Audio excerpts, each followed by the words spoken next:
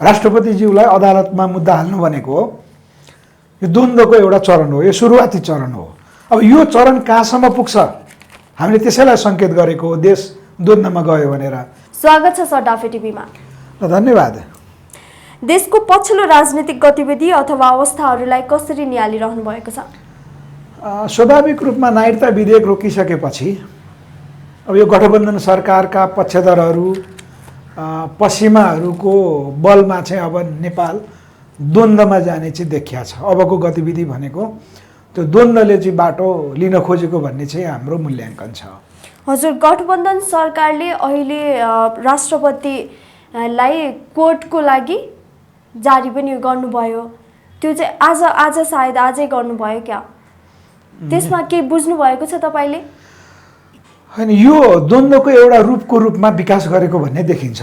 राष्ट्रपतिज्यूलाई अदालतमा मुद्दा हाल्नु भनेको हो यो द्वन्द्वको एउटा चरण हो, यो सुरुवाती चरण हो।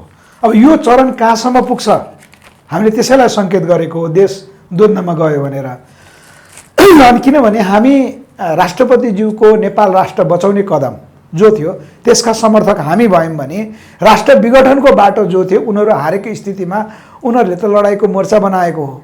त्यसकारण अदालत मार्फत हुन्छ अथवा चाहिँ आफ्ना विद्यार्थीहरूलाई सडकमा उतारेर हुन्छ। यो भड्काउ कार्यहरू जो भइरहेको छ यो सबै चाहिँ द्वन्द्वोन्मुख, यसरी बुझ्नुपर्छ हामीले। कतै गठबन्धनको सरकारले यसलाई चुनावी एजेन्डा बनाइरहेको छ कि के लाग्छ तपाईँलाई? यो भन्ने कुरा हो, किनभने देश अहिले यो संविधान ठिक कि होइन, यो व्यवस्था ठिक कि भन्ने प्रश्नतर्फ अगाडि बढेको छ। देशमा बहस त्यो छ, आम जनताको बहस त्यो छ नि, यो व्यवस्थाले पनि भएन। अर्थात् यो व्यवस्थाले अँगालिएको चाहिँ समानुपातिक निर्वाचन प्रणालीमाथि प्रश्न उठ्यो, मूल प्रश्न चाहिँ सङ्घीयतामाथि उठेको छ होइन। अनि हिन्दू राष्ट्र चाहिन्छ भन्ने कुराहरू जो जनताको अपेक्षा हो नि, यो संविधानले त्यसको सम्बोधन गरेको हुनाले जनताको विकल्प एकातिर छ भने गठबन्धनहरूको चाहिँ यो संविधानलाई बचाउने उनीहरूको चाहिँ बल छ। त्यसकारण उनीहरूले भनेको चाहिँ हामी यो नागरिकता विधेयकलाई चुनावी एजेन्डा बनाउँछौँ भनेर जो भनिरहनु भएको छ यसको सिधा अर्को अर्थ हो हामी विदेशीलाई नागरिकता दिएर भए पनि नेपाली जनताको विरुद्ध लडाउन हामी तयार छौँ। बरु देश द्वन्द्वमा जाओस्, नेपाली जनताको रक्तपात होस्, मतलब भएन मेरो सत्ता गठबन्धन बचाउँछु भन्ने आशय चाहिँ हो। यो चुनावी मुद्दा भन्ने त यिनीहरूले भन्नको लागि भन्ने विषय हो। भर्खरै प्रतिनिधि सभा अन्त्य भएको छ। संसदमा प्रवेश पाएको प्रधान न्यायाधीश विरुद्धको महाअभियोग प्रस्ताव निष्कर्षमा पुग्न नसकेको अवस्था छ। अब यस विषयले कसरी निकास पाउँछ? यसबाट न्याय क्षेत्र अथवा समग्र राजनीतिमा कस्तो प्रभाव पर्छ? अब न्याय क्षेत्र कति विकृत छ भन्ने कुरा त योभन्दा पहिला अहिलेका कायम मुकायम प्रधान न्यायाधीशज्यूकै प्रतिवेदनले बोल्छ। न्यायालय स्वतन्त्र भएन, भ्रष्टाचारमा डुब्यो, यसलाई शुद्धिकरण गर्नुपर्छ भन्ने त प्रतिवेदन आएको छ नि होइन। नेपाल बार एसोसिएसनको तर्फबाट जो आएको छ यसले नै प्रश्न गर्छ। त्यसकारण अहिले निलम्बित रहनुभएका प्रधान न्यायाधीशज्यूको जो कुराकानी छ यो विषय जहाँसम्म लाग्छ नेपाल सरकारले संविधान विधि कानुन मिचेर अगाडि बढेको देखिन्छ होइन। चोलेन्द्र शमशेर जबराको गल्ती कति थियो, महाभियोग कसरी पास गर्नु पर्थ्यो, यो त दलमा भर पर्ने कुरा हो। यद्यपि यो महाभियोग अगाडि बढ्ने त कुनै सम्भावना थिएन, एमाले बाहेक त अगाडि बढ्न सक्दैन थियो। अब चोलेन्द्र शमशेर जबराकै समयकालमा हो नि त यो परमादेशको सरकार गठन भएको। तर उहाँमाथि जो प्रहार गर्नु भनेको यसको भित्री स्वरूप हामीले हेर्नुपर्छ। भित्री स्वरूप भनेको यो राजनीतिक द्वन्द्व हो। अर्थात् त्यो राजनीतिक द्वन्द्वको उपज भनेको चाहिँ सम्भवतः यसको कडी हाम्रो छिमेकी राष्ट्रहरूसँग पनि जोडिन्छ। यो बाहिर आउने कुरा होइन अरूले भन्ने कुरा होइन, हामीले चाहिँ अनुमान गरेको कुरा के हो भने त्यसको अनुमान मात्र हो। यो अनुमान किन छिमेकी देशले यदि इन्ट्रेस्ट नगरेको भए यो अवस्था हुँदैन। होइन भने सरकारले पनि विधि र प्रक्रिया मिच्ने होइन, संवैधानिक अङ्गका प्रमुखहरूले पनि विधि र पद्धति मिच्ने। त्यो किन हुन्छ त भन्दा यहाँ एउटा कन्फ्लिक्ट पैदा गरेर चाहिँ अब सिधै वैधानिक तरिकाले त यो व्यवस्था फाल्न सकिन्न होला। किनभने हाम्रो छिमेक राष्ट्र दक्षिण छिमेक राष्ट्र भारतले यो संविधानको विरोध गरेको हो नि होइन। 2072 असोज 3 मा संविधान जारी भइसकेपछि 2072 असोज 7 गतेबाट चाहिँ भारतले नाकाबन्दी लगाएको हो नि। हाम्रो उत्तर छिमेक चीनले पनि पछिसम्म चाहिँ यसलाई सहमति जनाएको होइन, अहिले पनि खुला रूपले चाहिँ सहमति जनाएको छैन। होइन, यसले के जनाउँछ त भन्दा भारतले जो नेपालमा आफ्नो योभन्दा पहिलाको उसको व्यवस्थापन थियो त्यो व्यवस्थापन गुमाउनु परेको अवस्थामा, उत्तर छिमेक चीनले नेपालबाट बढी खतरा महसुस गरेको अवस्थामा यहाँ 62-63 को जो परिवर्तन भयो त्यो भारत र चीनको लागि थप प्रत्युत्पादक भएको हुनाले यो कोर्स करेक्सनमा चाहिँ छिमेकीको इन्ट्रेस्ट नहुने भन्ने त कुरा छैन होला। त्यसकारण अहिले चोलेन्द्र शमशेर जवराको चाहिँ जुन महाअभियोगको कुरा छ, राष्ट्रपतिज्यूले चाहिँ जो नागरिकता विधेयक रोक्नु भएको छ, होइन, यो सबै घटनाक्रम चाहिँ मैले के देखाएको छु भने अब व्यवस्था परिवर्तनको बाटोतर्फ यो देशले एउटा कोर्स लिन्छ।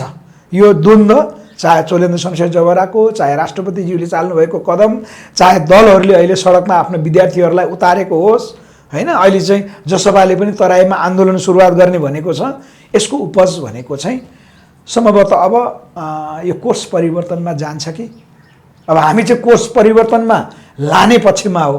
होइन, हामीले राष्ट्रपतिज्यूसँग भेट्दा पनि हामीले त्यही कुराहरू राखेका हौँ। राष्ट्रपतिज्यू कुनै पनि हालतमा चाहिँ नेपाल विघटन गर्ने बाटो यो नागरिकता विधेयकले जो बनाएको छ यसलाई तपाईँले रोक्नुपर्छ। र हामीले राष्ट्रपतिज्यूसँग भेट्दा हामीले भनेको के हो भने 2009 सालदेखिको नागरिकताको विवाद जो छ यो किन आइरहेको छ त, जसको कारण हामीले जननेता मदन भण्डारीलाई 2050 जेठ 3 मा गुमाउनु पर्यो। होइन, 2058 जेठ 19 मा चाहिँ तत्कालीन राजा वीरेन्द्रको सब परिवार गुमाउनु पर्यो, किनकि उनीहरूको अहिले जो नागरिकता विधेयक यो तयारी रहेछ र यो मार्फत हामीले योभन्दा पहिला फिजीकरणको बाटो हुँदै नेपाल भुटानीकरणमा लिएर जान्छन् र त्यसपछि सिक्किमीकरण एउटा अनुकूल समयमा चाहिँ सिक्किमीकरण गर्छन् भनेर चाहिँ पहिलादेखि नै आधारहरू देखिँदै आएको थियो नि त। त्यो ल्याउनको निमित्त यिनीहरूले मदन भण्डारीलाई नि मारे, धर्म हत्याकाण्ड पनि गराए। त्यसकारण राष्ट्रपतिज्यूले चाहिँ जो संविधानको रक्षक पनि हुनुहुन्छ, राष्ट्र प्रमुख हुनुहुन्छ, यो नागरिकता विधेयक रोक्नुपर्छ र आजसम्म नेपालले जति गल्ती गर्यो त्यो गल्ती गरेकोलाई चाहिँ हामीले सुधार्नको निमित्त चाहिँ सबैले पहल कदमी गर्नुपर्छ। हामी चाहिँ त्यो सडकबाट त्यो पहल कदमी लिन्छौँ भनेर हामीले राष्ट्रपतिज्यूलाई नि आग्रह गरेका थियौँ। आज त्यो राष्ट्रपतिज्यूले चाहिँ सम्बोधन गर्नुभएको छ। अब यसलाई यसरी बुझ्नु पर्यो। हजुर, गठबन्धनको सरकारको सिट बाँडफाँडमा के कस्ता समस्या देख्नु भएको छ? किनकि काङ्ग्रेस र माओवादी भनेका दुई फरक सिद्धान्त भएका पार्टी हुन् र त्यसमा पनि आपसी मतभेद धेरै छ यिनीहरूको। तपाईँलाई के लाग्छ कि साँच्चीकै गठबन्धनको सरकार मिलेर अगाडि जान सक्छ? अब काङ्ग्रेस र माओवादीको विशेष गरी जो गठबन्धन बन्यो यो सैद्धान्तिक गठबन्धन होइन र उहाँहरूको हामीले चाहिँ पृष्ठभूमि हेर्नुपर्छ। अबको अगाडिको बाटो देख्नलाई उहाँहरूको पृष्ठभूमि हेर्न पर्यो। जसरी माओवादीको नाममा सशस्त्र द्वन्द्व जो 52 देखि 62-63 सम्म चल्यो त्यसको चाहिँ भित्र हेर्नुहोस्, पश्चिमा र अमेरिकाहरूले उहाँहरूलाई पूर्णतया सहयोग गरेको देखिन्छ माओवादीलाई। अब नेपाली काङ्ग्रेसको उसको विचार हेरौँ, उसको कार्यशैली हेरौँ, ऊ खुला उदारवादी, हामीले जसलाई चाहिँ दलाल पुँजीवादको चाहिँ नेतृत्व गर्ने भनेर भन्छौँ, त्यसको नेतृत्वकर्ता जो आज संसारमा त्यो दुईटा लाइनमा छ। उनीहरू खुला उदारवादी पक्षका पक्षधरहरू भए, प्रजातन्त्रको नाममा, मानव अधिकारवादको नाममा चाहिँ जो कार्यहरू गर्छन् त्यो नेपाली काङ्ग्रेसले नेतृत्व गर्ने भएको हुनाले अब माओवादी नाम कम्युनिस्टसँग जोडिन्छ, होइन, चिनको चाहिँ क्रान्तिसँग जोडेर हेरिन्छ भने यो दुईटा एकै ठाउँमा कसरी भयो होला त भन्दा यसको पछाडि यिनीहरूलाई यहाँसम्म ल्याउनको निमित्त त्यस समयमा वेस्टर्न इन्डियन शक्तिहरूको जो निर्देशन थियो त्यो अनुसार कार्य गर्दै आएर आज तिनीहरूको स्थिति यो भयो, जसको कारणले नेपालको अवस्था यो आजको आयो।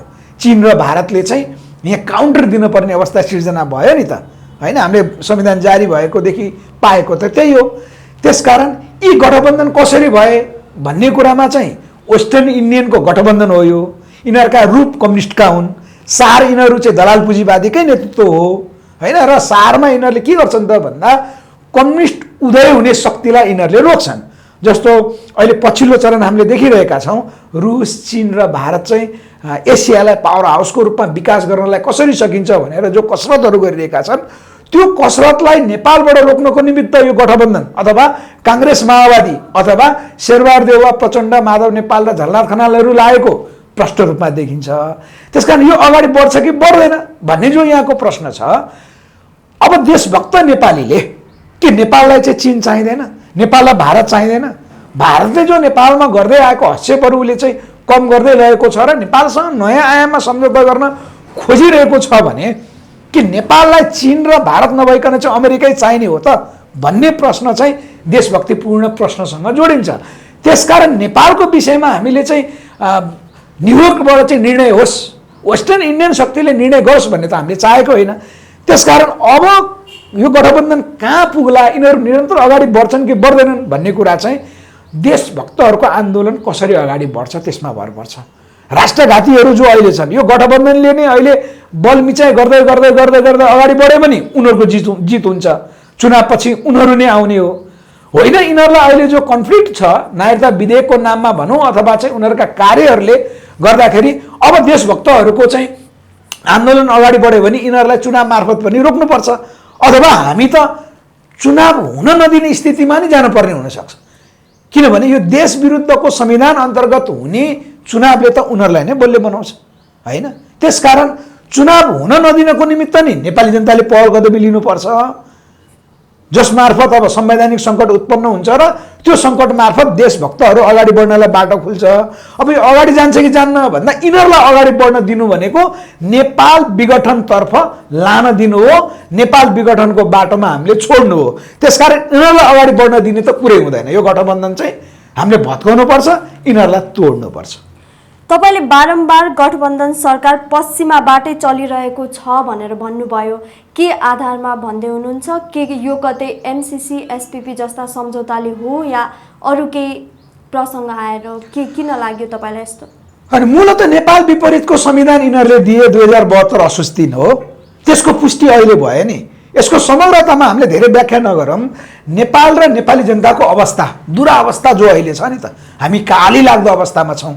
किनभने देश झन्डै श्रीलङ्काको जस्तो आर्थिक स्थितिमा पुगिसकेको थियो होइन।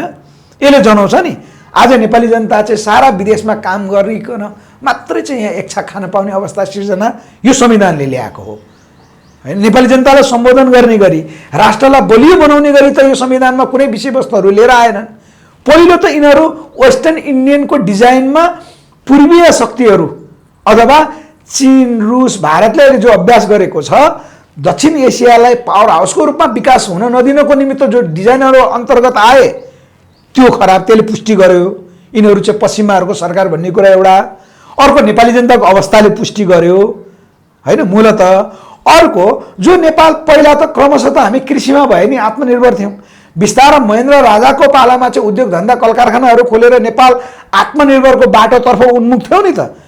महेन्द्र तत्कालीन राजा महेन्द्रले नेपाल राष्ट्रलाई आत्मनिर्भर बनाइरहने जो आधारहरू तयार गर्नुभएको थियो त्यो आधारहरू ध्वस्त गर्ने पनि त अहिलेकै दल होइन त, यो गठबन्धनकै पार्टीहरू हो नि त। काङ्ग्रेस एमाले माओवादी लगायत अहिलेका निर्णायकहरू भएको हुनाले यिनीहरू नेपाल राष्ट्रलाई परनिर्भर बनाउने बाटोतर्फ अगाडि बढेको हुनाले यो पश्चिमाहरूको योजनासँग मिल्या हुनाले यो प्रष्ट यिनीहरू पश्चिमाका भए भने नेपालबाट हेर्नुहोस् चीनको चाहिँ अहिले त्यत्रो उच्च लेभलको पटक पटक नेपालमा भ्रमण हुनुको कारण के हो होइन। भारतबाट चाहिँ यहाँ पहिला हस्तक्षेपकारी भूमिका हुन्थ्यो, त्यो नभइकन राजनीतिक रूपमा चाहिँ उच्च लेभलका प्रतिनिधिहरू नेपालमा किन आइरहेको त भन्दा नेपालमा पश्चिमीहरूको किल्लालाई भत्काउनुको निमित्त चाहिँ उहाँहरूको भ्रमण पटक पटक भएको छ। भनेको नेपालबाट छिमेकी राष्ट्रहरूमाथि चाहिँ खतरा बढ्यो। त्यसकारण यो गठबन्धन सरकार भनेको पश्चिमी सरकार, यसले पुष्टि गर्छ। हजुर, अब कसको सरकार आयो भने कतै गठबन्धनको सरकार या एमालेको सरकार, कसको सरकार आयो भनेपछि चाहिँ देशमा पहिला महेन्द्र राजाले गरेका जस्तै कल कारखानाहरू अन्य सुविधाहरू जनताले पाउँछन् त के कारणले गर्दाखेरि चाहिँ यो इन्डस्ट्रियलाइज होला त देश? अब अहिलेकै पार्टीको तुलना गर्दाखेरि चाहे विपक्षमा रहेको एमाले होस् अथवा यो गठबन्धनका अरू पार्टीहरू हुन्, यिनीहरूबाट त सम्भव देखिँदैन। यिनीहरू पक्षमा हुँदा पनि विपक्षमा हुँदा पनि जस्तो एमाले महाकाली सन्धि गर्यो होइन, उसले चाहिँ समीक्षा गरेको छैन नि। त्यो बेलामा उद्योग धन्दा कल कारखाना बेच्दा त एमाले पनि साक्षी हो। एमाले पार्टीकै तत्कालीन महासचिव जो जननेताको रूपमा हामीले चिन्छौँ, देशलाई निकास दिने नेतृत्व मदन भण्डारी मारिँदा प्रतिवेदनले मार्यो भन्ने, हत्यारा नखोज्ने, दरबार हत्याकाण्डको हत्यारा नखोज्ने भनेको यी अहिलेका पार्टीहरू कोही पनि चाहिँ सक्षम छैनन् जो बिग्रेको नेपाल अथवा बन्द भएका उद्योग धन्दाहरू खोल्दै नेपालमै पाइने कच्चा पदार्थमा आधारित उद्योग धन्दाहरू के चल्न सक्छन् भनेर चाहिँ हाम्रो कृषि, पर्यटन, जलको होइन जडीबुटी लगायतका चाहिँ त्यो सदुपयोग गर्दै अगाडि बढ्ने र राष्ट्रलाई फेरि आर्थिक रूपमा समृद्ध बनाउने योजना यी कुनै पार्टीका छैनन्, न काङ्ग्रेसको, न एमालेको, न माओवादीको। त्यसकारण यीबाट जसले जिते पनि निकास हुन्छ भन्ने कुरामा विश्वास गर्न हुँदैन नेपाली जनताले।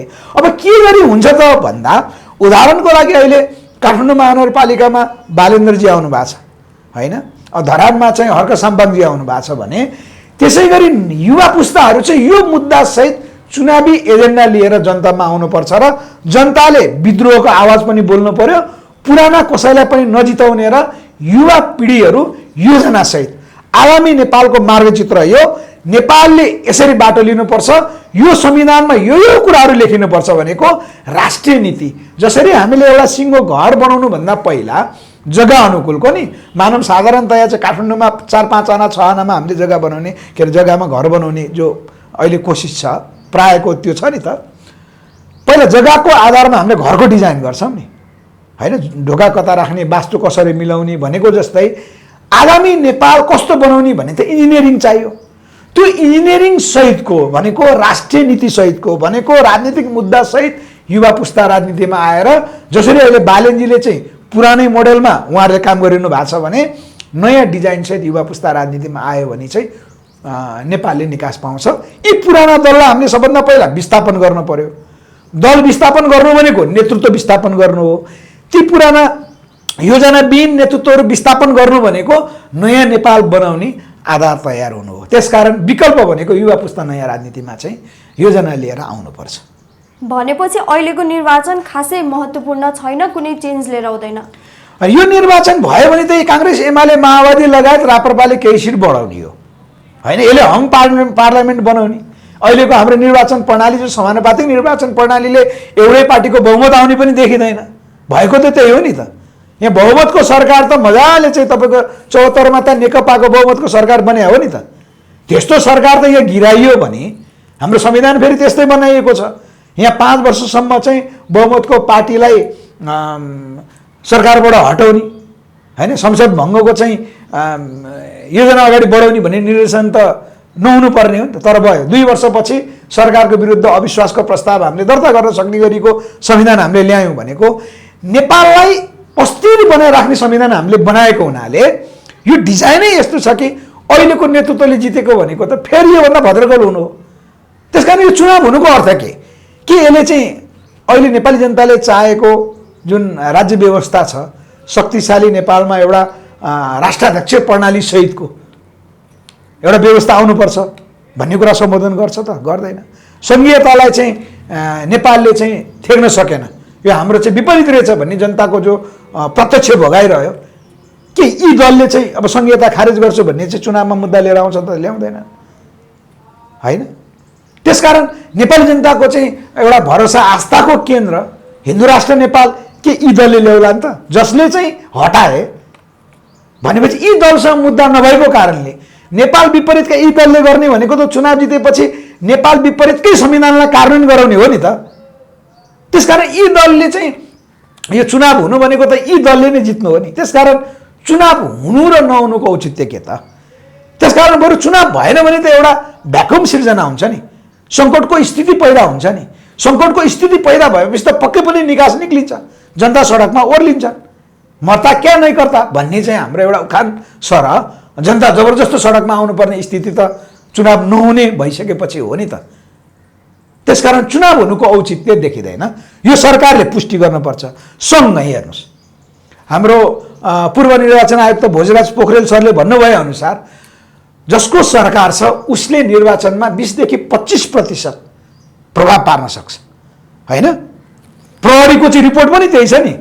पूर्व प्रहरी हाम्रो चाहिँ डिआइजी हेमन्त मल्ल जसको अन्तर्राष्ट्रिय अनुसन्धानमा चाहिँ उहाँको दखल छ, उहाँले भन्नुभए अनुसार पनि जसको सरकार छ प्रहरी प्रशासनलाई त्यसरी प्रयोग गर्छन् उनीहरूले भनेको 20-25% प्रभाव पार्न सक्छन् चुनावमा।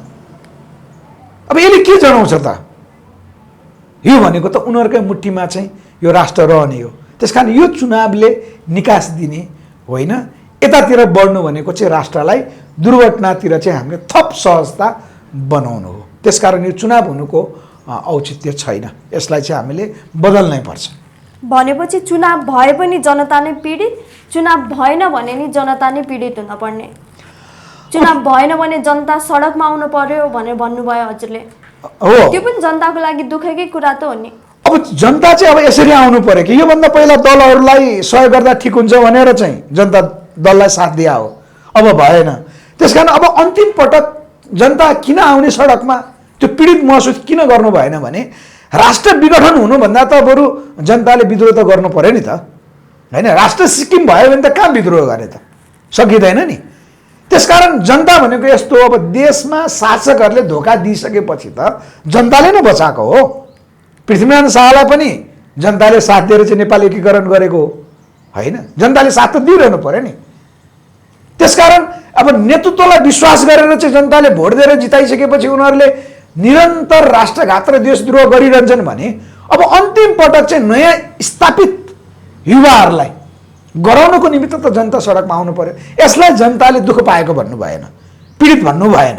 तर अब चाहिँ अब यी पुराना दल र यी नेतृत्वहरूको चाहिँ बिउै बाँकी नराख्ने गरी चाहिँ हामीले सिद्ध्याउने गरेको आन्दोलन उठान गर्नुपर्छ। हेर्नुहोस्, होइन? यिनीहरूको बिउ बाँकी रह्यो भने त यिनीहरूले फेरि आफ्नो उचित समयमा चाहिँ निर्णय लिन्छन्। जनतालाई यिनीहरूले चाहिँ एकचोटि जो माओवादी जनयुद्ध कालमा भएको जस्तो चाहिँ छिन्न भिन्न बनाउँछन् र अन्तिम जस्तो नेपाललाई चाहिँ अमेरिकाको स्टेट प्रोग्राम पार्टनरसिपबाट चाहिँ निर्णय गरायो नि त, त्यो गराउनु हुँदैन थियो। एसपीपी त भएको छैन अरे नि त, यो भएको छैन भन्ने ग्यारेन्टी के? यिनीहरूले त चुनाव भन्ने ग्यारेन्टी के? भएको छ भन्ने ग्यारेन्टी त आइपिएसमा नेपालको प्रधान सेनापति अस्ट्रेलियामा चाहिँ भाग लिएर आएको होइन, नेपाल सरकारले स्वीकृति दिएको होइन।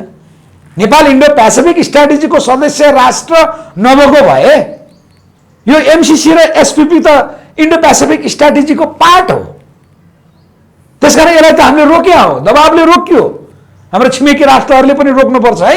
आइपिएसमा त गयो, तर यसलाई हामीले सुधार गर्नुपर्छ। अब देशभक्तहरू चाहिँ अगाडि आउनुपर्छ, हामी पनि साथ दिन्छौँ भन्ने चाहिँ मेसेज हो नि त। त्यसकारण नेपाल इन्डो पेसिफिक स्ट्राटेजीको सदस्य राष्ट्र भइसकेको प्रमाण भनेको त यो एमसिसी र एसपिपी अहिलेलाई रोकेर के गर्नु? एमसिसी त तै पनि प्रतिनिधि सभाबाट पारित भयो, राष्ट्रिय सभामा गएको छैन, राष्ट्रपतिज्यूका नि गएको छैन।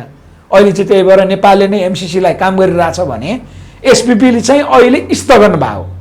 त्यसकारण उनीहरू मरिमेटेर जसरी हुन्छ गठबन्धनलाई जिताउनु पर्यो भनिरहेका छन्। अनि अघि तपाईँले सोध्नु भएको जस्तो चाहिँ यो गठबन्धनले चुनाव जित्यो भने एसपिपी यिनीहरूले गर्दैनन्, बहुमत आयो भने गर्छन् नि।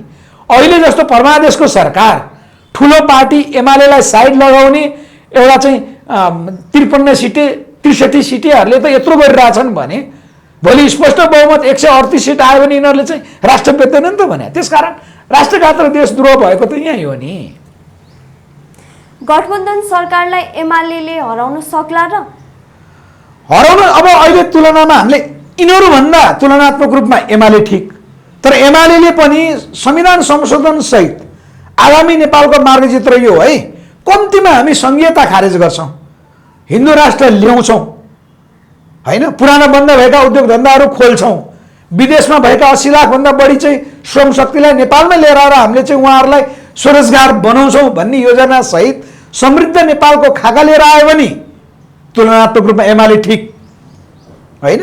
तर त्यो एमालेको चाहिँ त्यो मुद्दा त अहिले छैन। त्यसकारण अहिलेको दल गठबन्धन भन्दा त एमाले ठिक।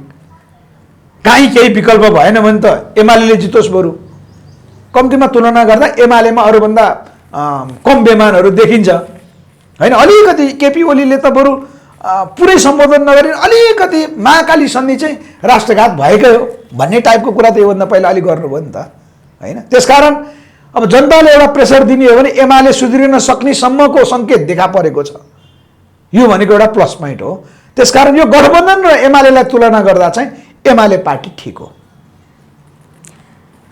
अहिले भ्यालीमा देखिएको छ नि जुन पार्किङ म्यानेजमेन्ट हाम्रो बालेन शाहले गर्दै हुनुहुन्छ र अर्को टुकुचा खोला उत्खनन जस्ता कामहरू बालिन शाहबाट भइरहेका छन्। केही नेताहरूले चाहिँ टुकुचा खोला वास्तवमा खोला नभएर ढल रहेको दाबी गर्दैछन्। तपाईलाई के लाग्छ, बालिन शाहले साँच्चीकै नबुझेर कार्य थालनी गरिरहेका होलान्? अब अहिलेलाई बालेनजीको विषयमा हामीले योभन्दा पहिला धेरै टिप्पणी गरेका थियौँ। अब उहाँको विषयमा उहाँ नकारात्मक टिप्पणी हामीले अघि भन्यौँ नि, हामीले चुनाव रोक्न सक्नुपर्ने छ। त्यसको निमित्त पनि म बालेनजीलाई चाहिँ नकारात्मक टिप्पणी गर्दिनँ। अब बालेनजीलाई मैले अघि पनि भने उहाँले गरिरहनु भएको के हो भने पुरानो शासन सत्ताले नै बनाएको जो चित्र हो नि, अनि योभन्दा पहिला अख्तियार दुरुपयोग अनुसन्धान आयोगको तर्फबाट पनि एउटा स्केचिङ भएको रहेछ होइन, उपत्यका विकास प्राधिकरणको नि काठमाडौँको एउटा स्केच थियो, त्यो अनुसार बालेनजीले काम गरिरहनु भएको छ, पुरानो अनुसार होइन। अब बालेनजी त अहिले कार्यकारी भइकन चाहिँ यो काठमाडौँ सिँगैको भनौँ अथवा महानगरपालिका सिँगैको उहाँले नक्साङ्कन त गर्न सक्नुहुन्न, उहाँलाई त्यो राइट छैन नि। त्यसकारण उहाँ इन्जिनियरिङ स्ट्रक्चर इन्जिनियरिङ हुनुभयो हुनाले गर्नुहुन्थ्यो होला, तर पुरानै दलहरू अथवा पुरानै व्यवस्थाले गरेको चाहिँ जो स्ट्रक्चरहरू थियो त्यो अनुसारको चाहिँ उहाँले शुद्धिकरण गरिरहनु भएको छ, त्यो काम स्वागतयोग्य काम छ। नम्बर 1 टुकुचाको विषयमा अब हामीले देखेको के हो भने हामीले पुरातत्व सम्पदा जो हाम्रो छ 100 वर्ष पुरानो भएका कुनै पनि सम्पदाको हामीले चाहिँ नाश गर्न हुन्न भनेको हिसाबले पुरातत्वको मापदण्ड पुरातत्व विभागले पनि अहिले पहल कदमी लिइरहेछ। त्यो राणा शासनमा धीर शमशेरको पालामा जो बनेको कुरा आयो त्यो गुम्बज शैलीको, त्यसलाई हामीले बचाउनु पर्छ, त्यो 500 मिटर मात्रै हो। त्यो विषयमा चाहिँ मलाई लागेको चाहिँ के हो भने त्यो गुम्बजलाई चाहिँ खुल्ला राख्नु पर्यो र त्योभन्दा माथि कुनै संरचनाहरू चाहिँ बनाउनु दिनु हुँदैन। जो घरहरू बनाइएको छ नि त्यो बनाउनु दिनु भएन। गुम्बजको आकार कस्तो छ आम व्यक्तिले चाहिँ देख्न पाउने गरी त्यो भत्काउनु पनि हुन्न, तर त्यसलाई देखिनु पर्यो। र टुकुचा खोलालाई चाहिँ त्यति जो खुल्ला राख्न पनि हुँदैन होला। अब त्यसको पुरातत्वको चाहिँ अध्ययन गर्नुपर्छ भनेको छ पुरातत्व विभागले, त्यसको चाहिँ के हिसाबले बनाइएको थियो भन्ने अध्ययनको पाटो भएको हुनाले पुरातत्वको विभागको निर्णयअनुसार अगाडि बढ्नुपर्छ टुकुचाको हकमा। अरू विषयमा जो मापदण्ड विपरीत बनेका घरहरू होइन, अव्यवस्थित पार्किङहरू जो छ यिनीहरूलाई चाहिँ व्यवस्थापन गर्नुपर्छ। मलाई बालेनजीलाई चाहिँ मेरो अर्को एउटा सुझाव चाहिँ के छ भने हामी कोरोनाबाट बल्ल अलि तङ्ग्रिँदैछौँ। नेपालको आर्थिक अब राज्यले गलत गरेको कारणले त्यसको सजाय त जनताले पाउने होइन नि त। यो स्थितिमा सडकमा जो अब झन् अहिले त दसैँ तिहार छ, कम्तीमा पनि 12 महिनामा 2-3 महिना सडकमा व्यापार गरेर चाहिँ चाडबाड मनाउने पनि थुप्रै नागरिकहरू हुनुहुन्छ। त्यो सडक व्यापार चाहिँ कम्तीमा व्यवस्थित गरिदिनु पर्थ्यो उहाँले, एकैचोटि नहटाइकन, जस्तो निश्चित समय पक्कै होला होइन। अब हामीले चाहिँ अहिले कल्पना गरेको कतै रात्रि मार्केट पनि त हुनसक्छ नि, जहाँ सस्तो सामान पाइन्छ, गरिबहरूले किन्ने ठाउँ हुनसक्छ होइन। रात्रि मार्केट खोलिदिने हो कि एउटा निश्चित समयावधि जसले चाहिँ दिउँसोका जो कर तिरेका सटरहरूलाई व्यवसायहरूलाई पनि असर पर्दैन भने उनीहरूलाई चाहिँ एउटा व्यवस्थापन नगरिकन हटाउनु हुँदैन त्यो फुटपाथको हकमा। अरू चाहिँ अवैध संरचना बनाएर चाहिँ जो राज्यलाई लुटेका छन्, कर तिरेका छैनन्, उनीहरूमाथिको बालेनजीको अभियान एकदम स्वागतयोग्य छ। हजुर, अन्त्यमा तपाईँलाई भन्नुपर्ने केही छ? मैले चाहिँ हाम्रो पार्टी नेपालको तर्फबाट डाफे टेलिभिजन हेरिरहनुभएका आम दर्शकहरूलाई भन्ने के हो भने हामी अहिले यहाँ केही अराजक तत्त्वहरू छन् र छद्म भेषमा छन् उनीहरू जो चरम राष्ट्रवादको कुरा गर्छन्, त्यस्ताहरूलाई चिनौँ र यी विकल्प भएन भनेर चाहिँ पुरानै दललाई भोट दिन म बाध्यकारी छु भन्ने जो आम जनताको हामीले भनाइ पाउँछौँ, हामी चाहिँ अभियान लिएर जाँदा पनि त्यो छ। हाम्रो विकल्प छैन, नयाँलाई भोट दिएर उनीहरूले जित्दैनन्, के गर्ने भन्ने कुरा छ। मेरो तपाईँहरूलाई आग्रह के हो भने नयाँ जोसुकै हुन्, पुरानो दल बाहेक नयाँलाई दिनुहोस्। जस जितुन् नजितुन् त्यो तपाईँको निर्णय होइन, किनभने तपाईँ हामीले जिताएका दलहरूले त गल्ती गरिसके नि, जसको कारणले हामीले बदल्न खोजेका छौँ भने तपाईँको भोट खेर गए त जान्छ नि, केही फरक पर्दैन। तर राष्ट्रघाती र देशद्रोहीलाई चाहिँ ग्यारेन्टी त भएन जित्ने। त्यसकारण यी पुराना दलका नेतृत्वहरूलाई भोट नदिनुहोस्। नयाँ स्वतन्त्र एउटै क्षेत्रमा चाहिँ 5, 7, 10 जना चाहिँ स्वतन्त्र आछन् भने तपाईँले सो विवेकपूर्वक उनीहरूलाई भोट दिउँ। अर्को तपाईँलाई मेरो विशेष आग्रह के हो भने म एउटा हाम्रो पार्टी नेपालको चाहिँ संयोजकको हैसियतले तपाईँलाई भन्ने, स्वतन्त्रको नाममा फेरि पनि वेस्टर्न इन्डियन र पश्चिमाहरूले म किटानका साथ भन्छु रवि लामिछाने सही मान्छे होइनन्, किनभने उनले पनि यो संविधान हुबहु कार्यान्वयनको एजेन्डा लिएर आएका छन्, यो संघीयता हुबहु कार्यान्वयनको एजेन्डा लिएर आएको छन्। हिन्दू राष्ट्र उनको मुद्दा होइन, जबकि हामीले मुख्य चेन्ज गर्नुपर्ने विषय नै यही हो। त्यसकारण रवि लामिछाने बाहेक अरू सम्पूर्णलाई तपाईँहरूले जिताउँदा फरक पर्दैन। मुख्यतः तपाईँहरूले व्यवस्था विरोधी जो हुन्छ, संघीयता विरोधी जो हुन्छ र धर्मनिरपेक्षता विरोधी जो हुन्छ त्यस्ता नयाँलाई भोट दिन चाहिँ म आग्रह गर्छु। हस्त आफ्नो महत्त्वपूर्ण विचार र समयका लागि धेरै धेरै धन्यवाद। जय होस्।